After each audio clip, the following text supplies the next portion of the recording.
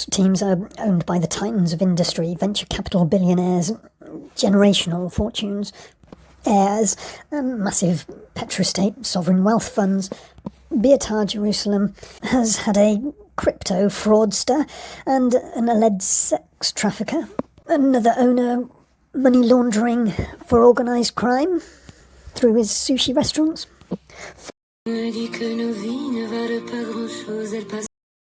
In 2022, Israel elected the most right-wing government in the world. Hungary is not far behind. But in Israel, there are a couple of far-right political parties that have actually been banned. I suspect they're just so that they don't divide the vote. These two parties both have people links and advocate all Arabs leaving Israel. A little bit like Donald Trump wanting to have all South Americans and Mexicans leaving America. It wouldn't work because no one wants to do the shitty jobs. Benjamin Netanyahu has a favourite football team, and that football team's ultra supporters have links to the other two far-right parties that have been banned. La Familia is the ultra-right-wing supporters club of Beitar Jerusalem. Yellow and black colours, they've been banned from some games. There is another Jerusalem team, Hapoel. Hapoel is a communist team. They are the epitome of coexistence and cooperation, and owned by the supporters, but more generally, sports teams are owned by the titans of industry, venture capital billionaires, generational fortunes, heirs, and massive petrostate sovereign wealth funds. Beitar Jerusalem has had a crypto fraudster and an alleged sex trafficker. Another owner money laundering for organised crime through his sushi restaurants.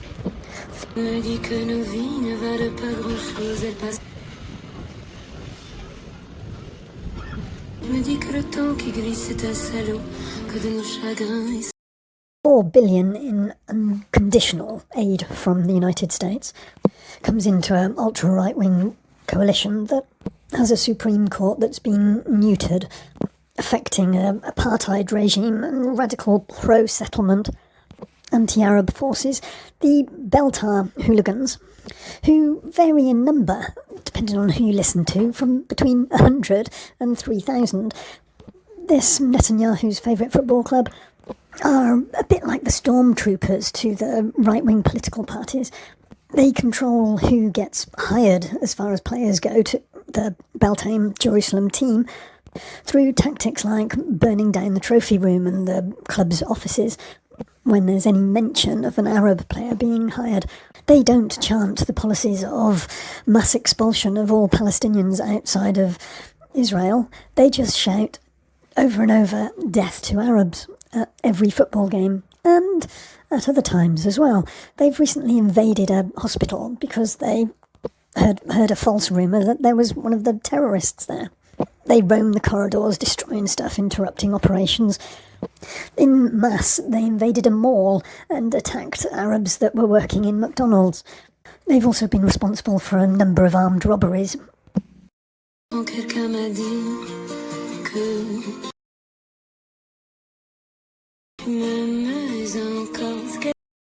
Ben-givr, one of the most prominent settlement constructors that's already planning real estate developments in Gaza, regularly turns up to cheer along La Familia and gets cheered right back. In La Familia, there are officers in the army and there are police.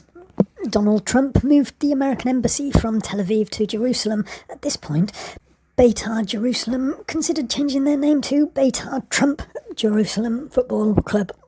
Ben-givr, as National Security Minister, has expedited gun permitting in order to get thousands of weapons into the hands of his like-minded right. So flagrant that even America almost halted arms delivery.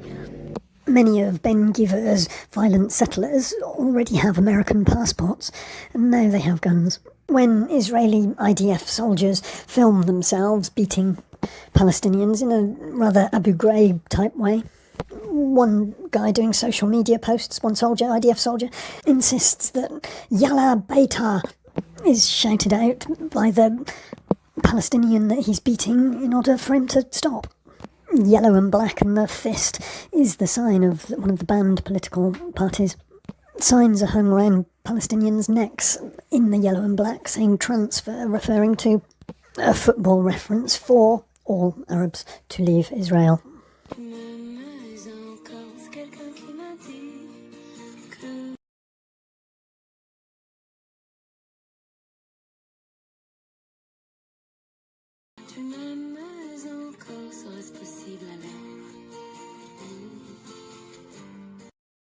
Beitar, Jerusalem, La Familia travel round on scooters, motorbikes, all dressed up in black, hoodies with masks. Death to terrorists, death to Arabs, death to the leftists, even, shouted out in a hospital. It isn't going to aid your recovery, is it? Where are the whores of Antifa? Perhaps not surprisingly, La Familia control the racial makeup of the players of their team. 2 Chechens that happen to be slightly Muslim were bought by the club but never played a game. In 2008, just 3 years after they were formed, La Familia made up 20% of the crowd. They waved the flag of the Cash Party, shouting, "Mohammed is a homosexual." They've sprayed graffiti threatening the life of the Football Association chairman. B'nai Sachim is just one Arab-Israeli club in the Israeli League.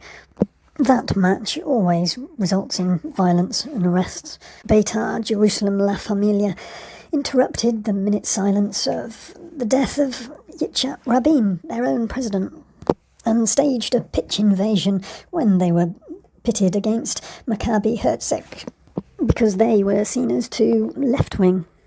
Maccabi Herzeg, was the team that ventured to Amsterdam. The treatment of the player Toto Timuz, a Nigerian Muslim, meant that Beitar had to play behind closed doors more than once. Ibrahim Nadalla went the same way as the Chechens, without even being signed. Sporting Charleroi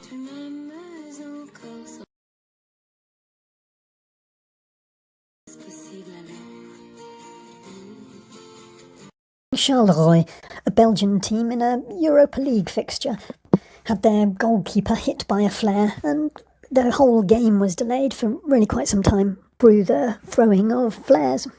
That's the flaming torches, not the trousers. Beitar, La Familia are often identified with tattoos and the ones without their shirts. Bare-chested. Nearly 10 years ago now.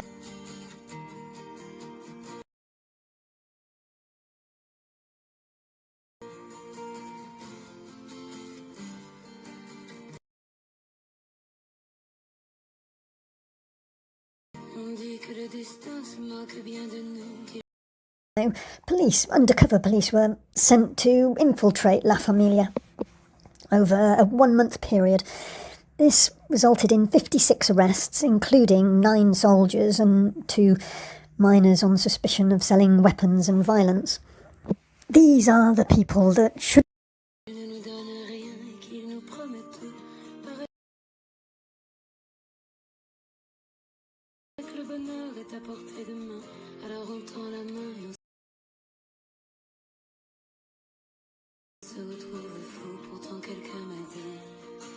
shouldn't be travelling to France for the France-Israel game at the Parc des Princes, but if you see yellow and black flags or scarves even, you know what might be happening.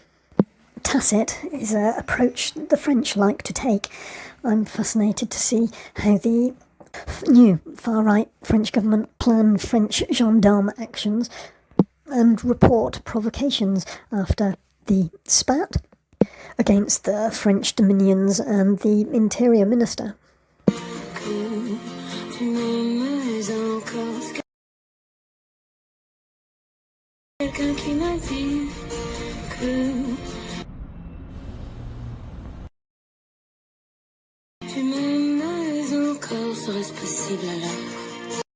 PSG, Paris Saint-Germain, have a lot of Arab supporters, naturally, and very proud they are too.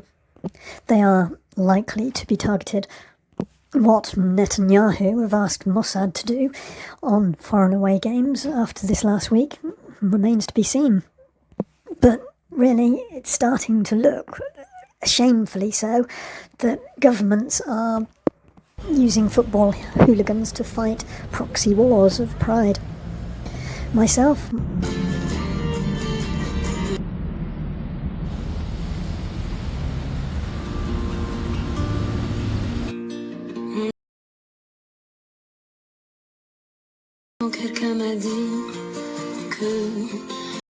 I have very little interest in football. I tend to say Forest Green Rovers is my team just because they have environmental credentials, because they're zero carbon positive, I think, beyond neutral. I haven't been able to name a Liverpool player for decades, and I'm sort of proud to say that I've never been to a football match. But I am very concerned about current developments and how those current developments are reported. Cancel culture, as I will be for this. But I hope I've been somewhat informative and balanced.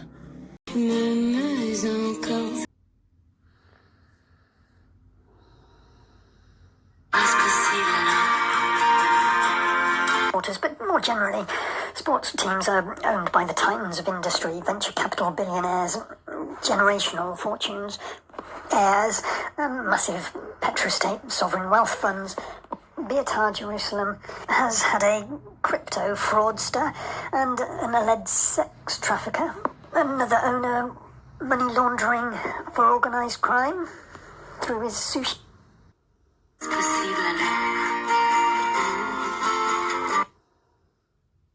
Nearly 10 years ago now, undercover police were sent to infiltrate La Familia over a 1-month period. This resulted in 56 arrests, including 9 soldiers and 2 minors on suspicion of selling weapons and violence.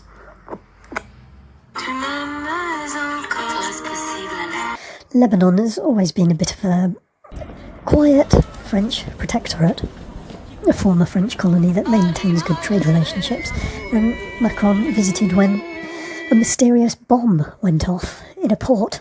Well, it wasn't a bomb, it was just an explosion, wasn't it?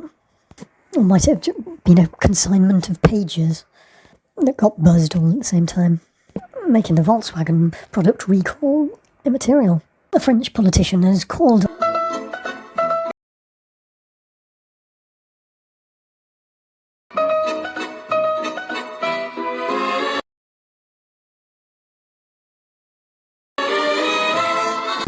off a visit to one of or 2 of these French Dominion monasteries in the Holy Land after Israeli authorities have fairly gently invaded and pushed out the French embassy officials from the holy sites.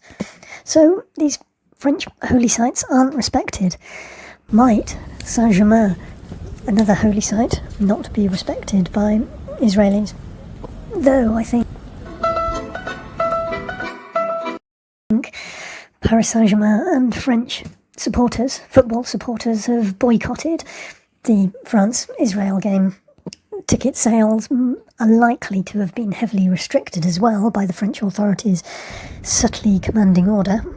But what will be truly fascinating to see is what provocations are made by Israeli ex-services, fans, towards France and the French, and how is it met? Gendarmes act with top-down commands to control their own people. Israel tends to use all as agents provocateurs and squeal that they're the wounded party afterwards, falsifying evidence or anything that's necessary. But recent insults to the French national government and the interior minister, who refused to go to the French religious sites in the Holy Land because Israel forces wouldn't withdraw after assaulting the staff. It's possible that the gendarmes might be deployed slightly differently in Paris. The Mossad and government agents should be known. Settlers travelling to Paris shouldn't be there. Hooligans travelling to Paris should already have been identified. There might be scooter pairings driving around Paris looking for Israelis displaying their colours, but somehow that seems more likely in Marseille, PSG, Paris Saint-Germain's great football rival, with